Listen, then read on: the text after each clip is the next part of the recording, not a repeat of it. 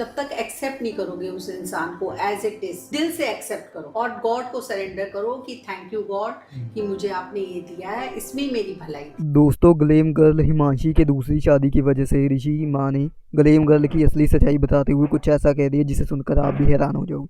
जी हाँ दोस्तों, आपको बता दूं कि जब ऋषि और हिमांशी का कंट्रोवर्सी चल रहा था, उसी समय से ऋषि की माँ, लोग ब्लेम कर रहे थे कि ऋषि के माँ की वजह से ही ऋषि और हिमांशी के बीच झगड़ा हुआ है और डिवोर्स हुआ है। असली सच्चाई बताते हुए ऋषि ने कहा कि मेरी माँ की इसमें कोई गलती नहीं है। मेरी माँ ग्लैम गर्ल को हमेशा समझ जाती थी, लेकिन हिमांशी मेरी माँ का कभी भी बात नहीं मानती थी और ऋषि के इतना कुछ बताने के बावजूद भी ऋषि और उनकी माँ को ही लोग गलत बता रहे।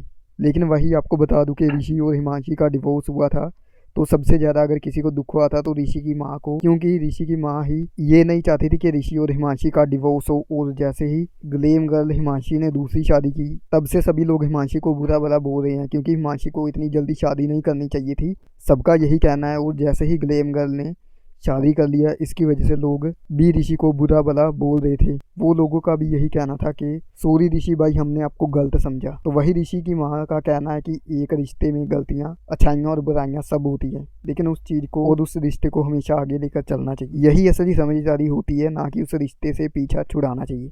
तो फिलहाल दोस्तों, जिस तरीके से हिमांशी ने दूसरी शादी कर ली है, तो इस पर आपके क्या विचार है, कमेंट करके ज़रूर बताइएगा। और अपडेट के लिए डेफिनेटली सब्सक्राइब वाले बटन पर हिट कीजिएगा। धन्यवाद।